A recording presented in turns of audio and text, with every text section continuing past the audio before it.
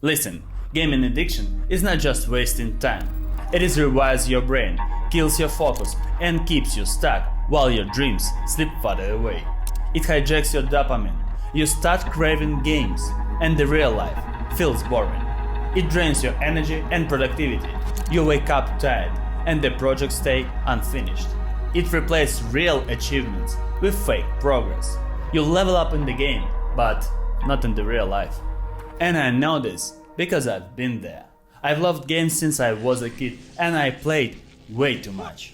I'm not proud of this, but I used to sneak out of bed at 3 a.m. to play before school, and then walk around the whole day like a zombie. Back then, I didn't see it, but it was destructive. Now, I am adult, and I still play sometimes, maybe an hour here and there, just to relax after a long day. I'm not saying games are evil, I'm just saying I know the line, because I crossed it before. The danger is not gaming itself. The danger is when games replace your goals, your growth, your purpose. When the easier dopamine wins beat the hard wins that actually change your life. So in this video I will show you how that trap works, how it messes with your motivation, and how to take back control without quitting your life or pretending you have to quit games forever. Here is what happens inside your brain. Every time you level up, win a match, or open that loot box, your brain gets a dopamine hit, the same reward system that our brain uses for food, success, or social approval. And yes, also for addictive behaviors. At first, it feels amazing, but over time, your brain starts craving that shortcut to pleasure. And the real life, finishing a project, learning, working out, it feels boring in comparison to games. And this is not just a theory. Studies show that heavy gamers actually develop changes in their brains. Less gray matter in the areas that control focus and decision making, and weaker connection in parts that regulate self-control. That's why you can spend hours playing, feeling like you're doing something, but when it's finished, you're just exhausted, and nothing in your real life has changed. That's where the real cost starts piling up on your goals, your productivity, and your future. And this is the biggest trap with gaming. In games, rewards are instant. You level up, win a loot, get recognition right now. But in real life, your biggest goals like career, fitness, relationships, they take weeks, months, sometimes even years of effort before you even see real results. So your brain asks, why should I struggle with long-term projects when a game gives me achievement right now? And I know that feeling too well.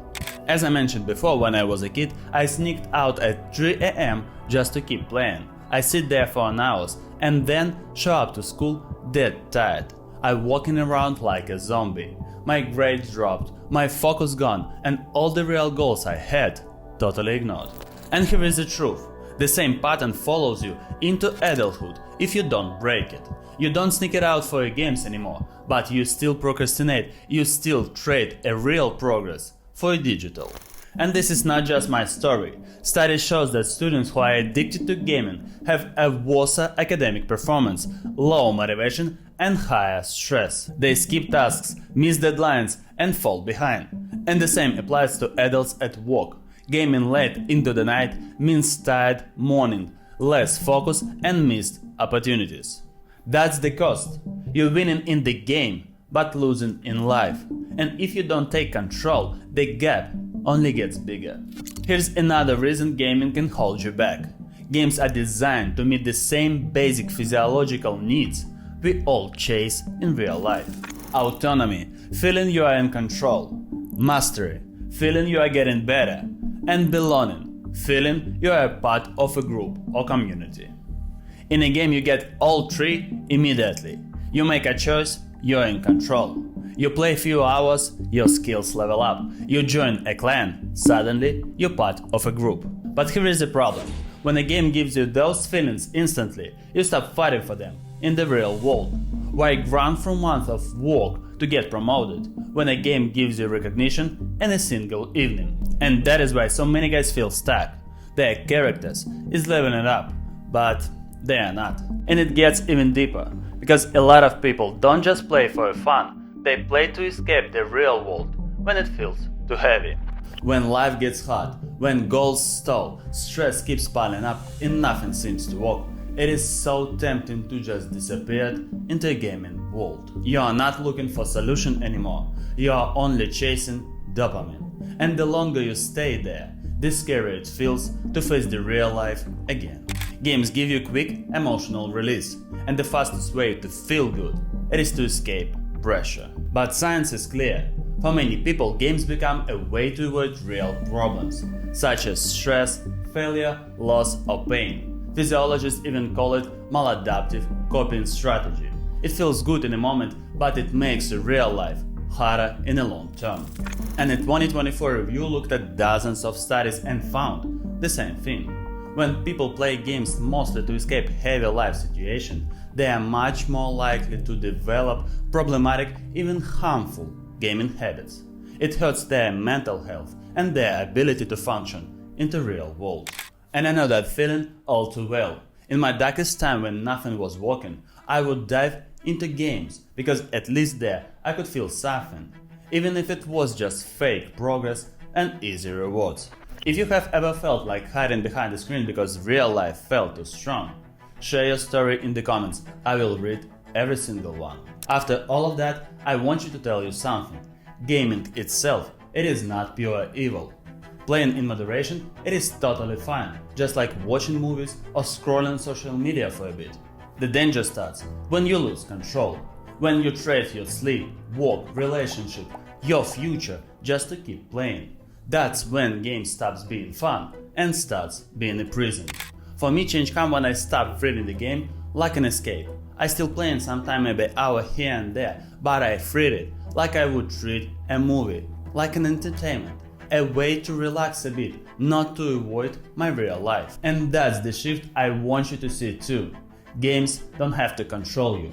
You control how they fit into your life, because your real life is the ultimate game and it is the only one that truly matters. So now let's talk, how do you actually take back control?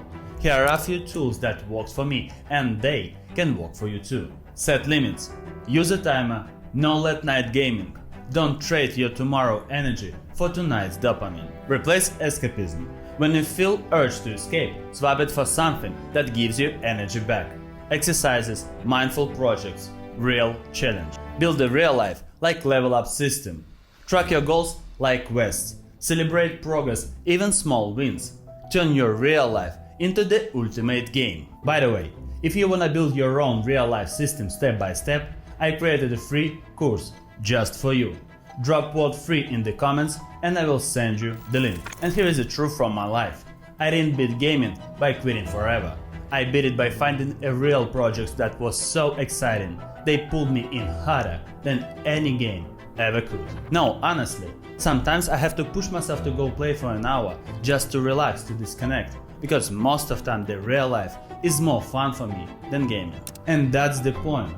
Your real life should feel like the ultimate game, the one that truly matters. If you feel like games are stealing your energy and focus, listen, you don't have to quit forever, but you have to take back control.